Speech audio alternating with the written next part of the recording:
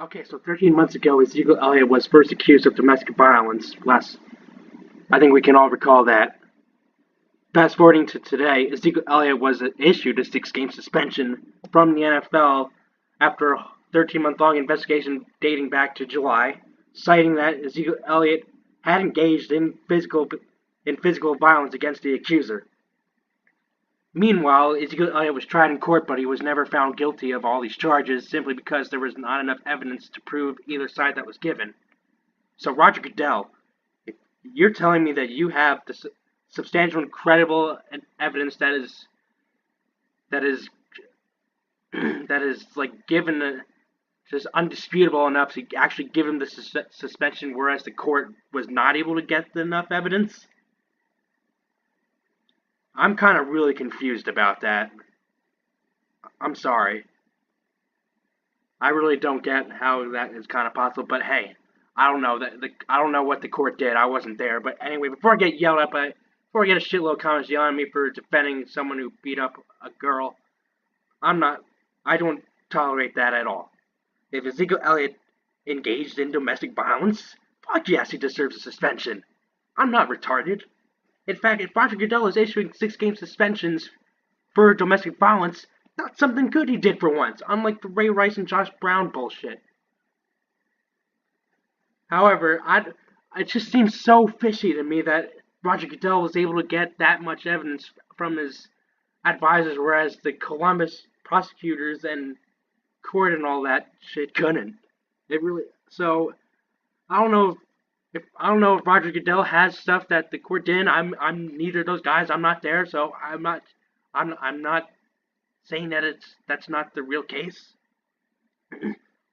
or if or if Roger Goodell is just giving Ezekiel Elliott the suspension as insurance on his hot seat because of giving just too low, or just the improper handling he had with guys like Josh Brown and Ray Rice in the past, and that he's just giving Ezekiel Elliott the suspension just in the possibility that more evidence of him beating up whatever such and such actually arises. And it turns out videos which we saw things like Ray Rice or Joe Mixon, something like that appears, and that he would, if that actually happens and Ezekiel was unsuspended, he'd get so much shit thrown at him like he has in the past.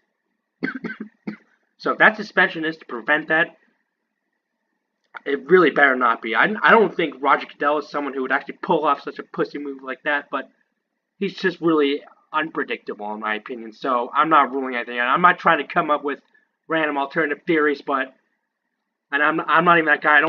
I'm not even trying to. I'm not a conspiracist and such, but it's just so hard for me to believe it. But I'm not saying it's not true. Anyway, because over the past year, Roger Goodell ordered several quote expert advisors to basically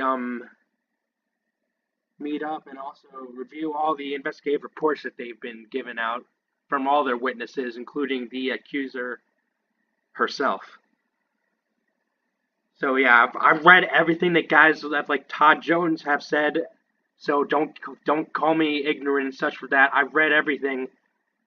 I know what they. I was. Well, I don't know what they all have done, but I was told that, or just from what I've read everything that they put out to the public that they've done over the past year and such, and that they didn't tell me how they did it, but or I never read how they did it, but apparently they found out that Ezekiel Elliott engaged in conduct just from samples that they got, or not just from sample reports they got from things like the medical experts that reviewed bruises and such, and then and just image pictures of the things. I don't know. Anyways, let me just say I think Ezekiel Elliott is a shady person in general. I remember looking at that video of him pulling down that other uninvolved woman's top on St. Patrick's Day and then just exposing her breast on video. That was very fucking pathetic. That even should have gotten him like a 1 or 2 game suspension outside of this whole domestic violence crap. I'm that serious. There are people out there that think Ezekiel Elliott doesn't deserve anything. I'm not one of those people. All right, putting that all aside, Ezekiel Elliott did appeal as I expected. I think he's gonna. I don't know if it'll. I don't think he's gonna like win and lose all 6 of his games and then I'm just paying a fine. I think it's just gonna be reduced. Um, I think it'll kind of look like Ben Roethlisberger and the way his suspension for violating the personal conduct policy or whatever the hell you call it back in like 2010, I want to say. So I'm expecting it to be reduced, but not completely. Um, what's the word? I don't remember the word. Just like removed and just the suspension gone. Anyway, Ezekiel Elliott does not. I don't think he's been this. I don't think he's the guy like Greg Hardy was 2 years ago. There was the courts were actually able to get the evidence, so then that resulted in a 10-game suspension, which some reasonably that was fucking reduced to 4 games. So based on that, that kind of hints that's hinting to me that somehow Ezekiel Elliott's suspension will be reduced in his appeal. I don't know how it would. I don't know how exactly they would do it. I don't even know how in the living hell Hardy's suspension got reduced. And although I'm glad he hasn't been in football ever since again, but I don't.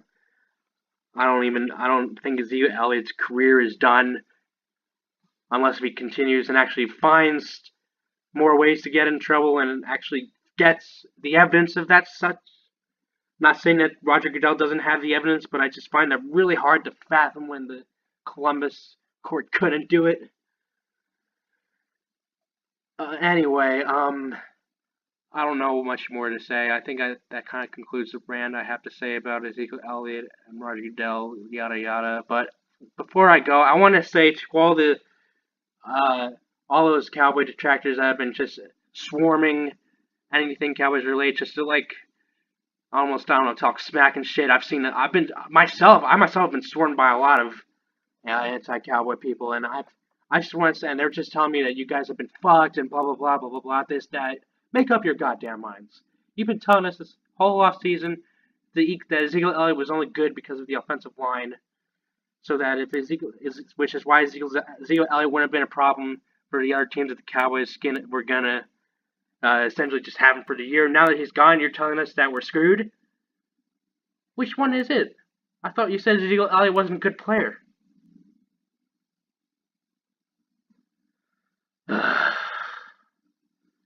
Okay. I don't think I need it. I think I'm done with this video. I'm sorry I had to do a rant, but this just got me really worked up. So I think I'm gonna end it here.